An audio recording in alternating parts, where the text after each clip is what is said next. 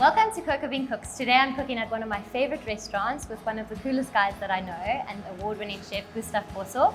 Every single dish that Gustaaf makes is absolutely incredible, so I know you are going to love what he has in store for us today. Gustaaf, thank you so much for having us in your restaurant. Can you tell us a little bit more about what we'll be cooking? Thanks so much for joining us, Beans. I think the cool thing about the restaurant is just winning the Sassy Trailblazer Award and focusing on green and environmentally friendly options. So I've got a fun array of ingredients to showcase, inspiration from international travels, and I think we'll have a lot of fun in the kitchen. I'm excited. Let's get started.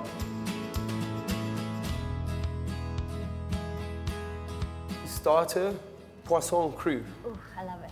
I know you enjoyed it. It's such a fresh, vibrant dish. So basically, it's Tahiti's national dish. So it consists of raw tuna, a little bit of salt, lime, and a coconut cream dressing. So we've jazzed it up a bit with a little bit of coriander, chili, ginger, garlic.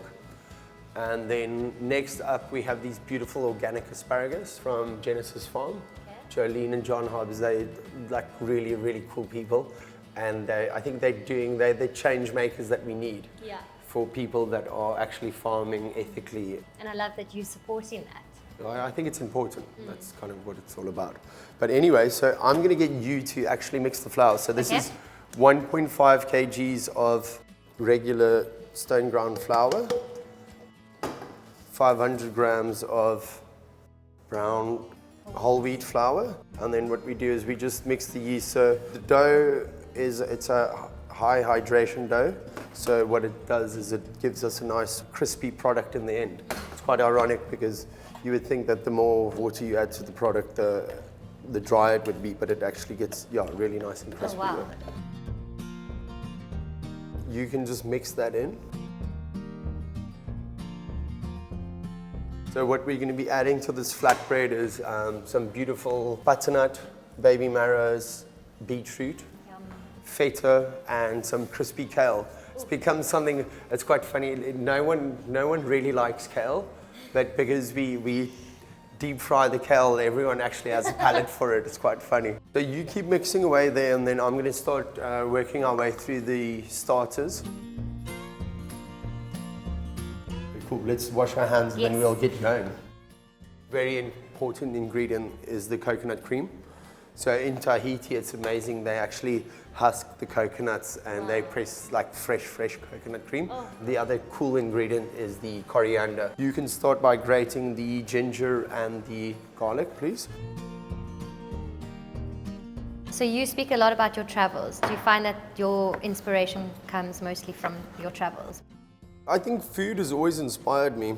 I was the kid that when my brother and sister asked my mom where the food is, I would just go into the fridge and start cooking. So I think I've always had a passion for cooking. So next up we'll be using the mandolin. Okay. I think so. Generally speaking, we'll use 2 tomatoes per person, half a cucumber, so you're doing good there. So dressing-wise, it's all about preference and taste. So I would add, we're going to look at this. This is roughly about 120 grams of tuna. So what we'll do is we'll quickly just add the salt. A little bit more. I really enjoy the molten salt, but Oryx salt, there's a few cool salts in South Africa that you can use.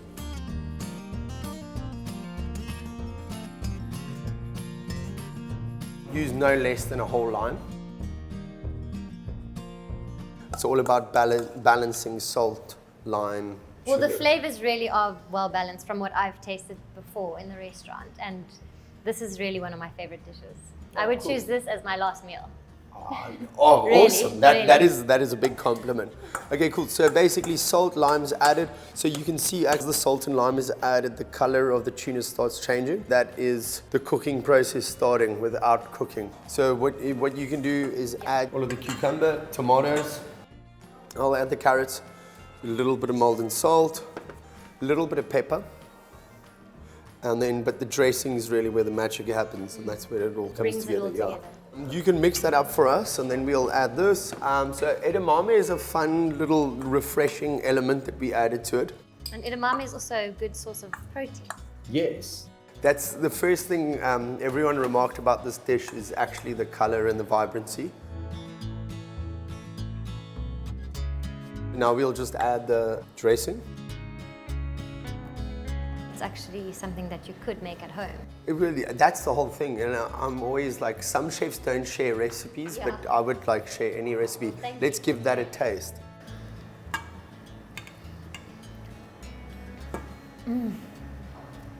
Lime and lemon are one of my favorite fruits. I can eat them just like that. Really? So I Yeah. like. Well, I think that's kind of what makes the dish quite exciting is the vibrancy of the lime, of course. So Yeah. it's that sharp acidity.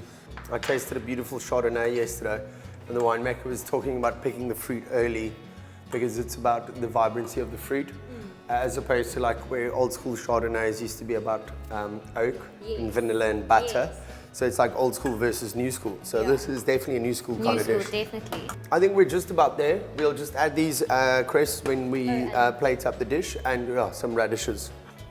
So that's the most important thing is that you can see the tuna still has like a vibrant color to it, even though the coconut milk does discolor it ever so slightly. So you can literally just put a little mountain of that in the center of the plate, and then I'll garnish with the mustard cress. I think we nailed it. This is beautiful. Okay. So what I always do is I like the dressing is everyone's favorite. Yeah. So what I do is I just add a little bit of the extra dressing to the dish, and then you want to make sure you get some of the radishes as well. So one poisson cru, I can't wait for you to taste this. Oh, I can't wait to eat it. Cool.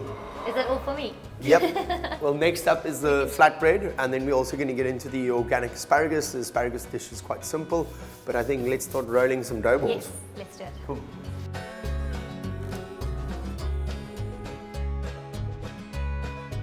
So basically enough flour, you never want to have too much flour. So it is cool to shape by hand. I'm going to let you do some of the shaping. So basically just garlic and herb butter. Okay. Predominantly like rosemary, oregano. So what we do is we brush the bases with the butter.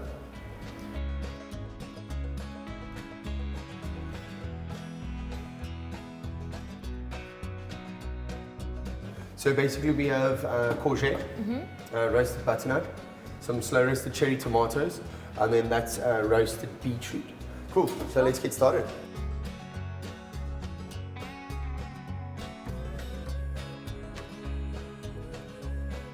Like always, you want a healthy, like little balance of ingredients. Okay, and then next up we'll do beetroot, cherry tommies, and then last but not least feta. Crispy kale we keep for the end of the recipe. So obviously it's already been fried. It's lovely, tasty, and just nicely seasoned. Yeah.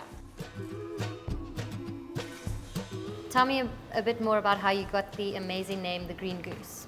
So basically, the green in the name is about ethically sourced, environmentally friendly options, and then the goose is maybe the more exciting side of things, which is maybe a little bit more indulgent. So that's where the fun dishes like the lasagna is my favorite comfort food, or arancini, risottos, which are the first things that I learned to cook. But then we also like to use fresh, organic ingredients, such as like the tuna dishes, etc., which is quite cool.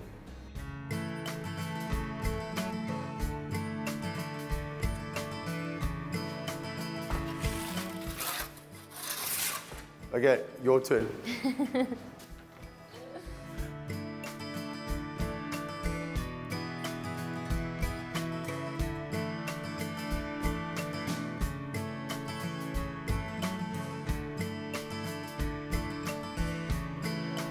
There we go. Can I put it straight on there? Good work, yeah, perfect.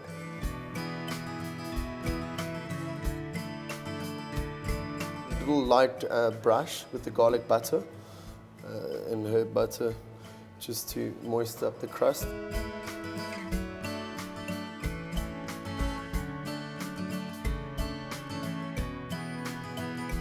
There we go. Nailed it. Last but not least, we'll add a little bit of crispy kale.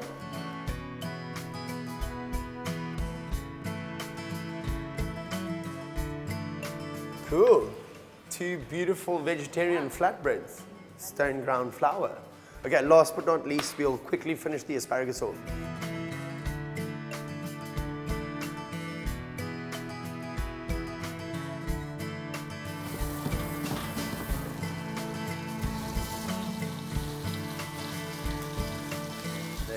Adding a little bit of ginger, chili. Basically, you can add everything except the flour.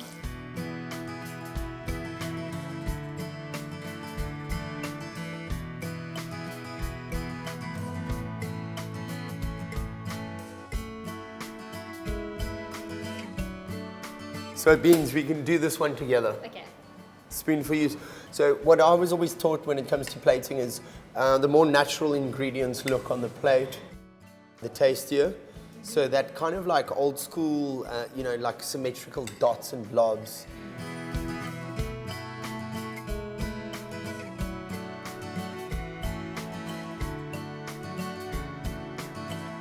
Beautiful. Love your work. Beautiful.